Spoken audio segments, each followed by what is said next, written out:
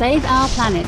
Climate Change Summit reaches midway point amidst warning from new report. A week following the report by the United Nations Intergovernmental Panel on Climate Change, or IPCC, linking climate change to increasing disasters, a new document from another UN agency cautions leaders and the world of what global warming has in store if drastic actions are not taken. Supreme Master Television's correspondent reports from Durban, South Africa.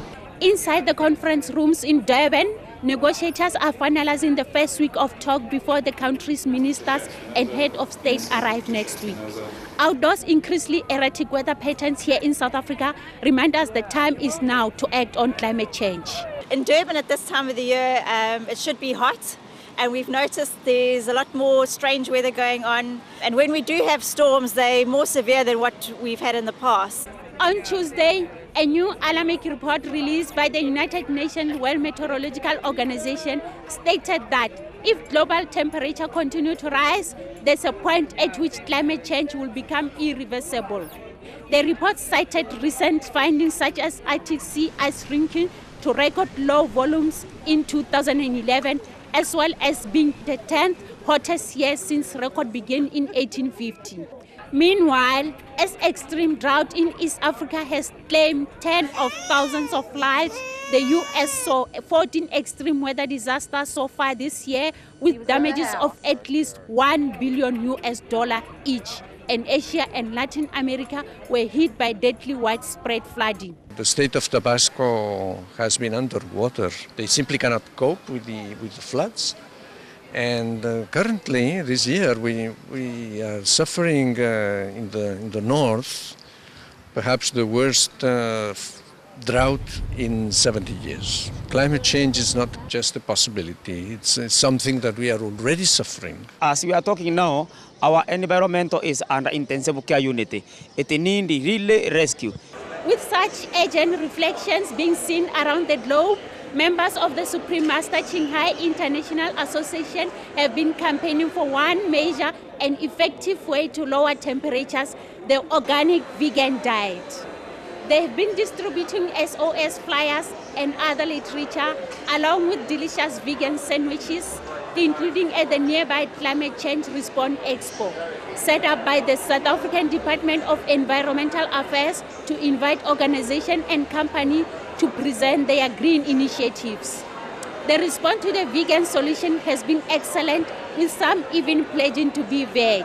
After I've eaten this sandwich, I'll become a vegetarian. Part of our project is to do organic gardening. I think now I just found a reason to why should I plant more vegetables, because I'm going to be a vegetarian now since I tasted the sandwich. Reporting from Durban, South Africa for Supreme Master Television. Our appreciation, government decision makers and other delegates, for your efforts in Durban. May we navigate our world to safety through noble leadership and urgent endeavors, the most needed of which is the earth-cooling organic vegan policy.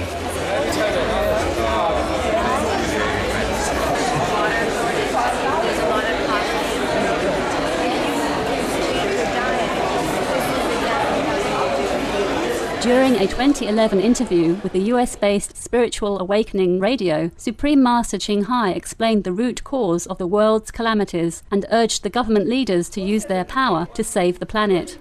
Up to now, humans had created and still are creating tremendous bad energy.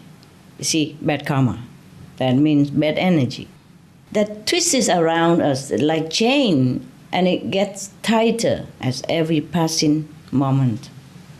So that maybe at some point we can't even escape. Almost every day we look on TV, there's a disaster somewhere, in some country, one way or another. Yes, a war, or conflicts.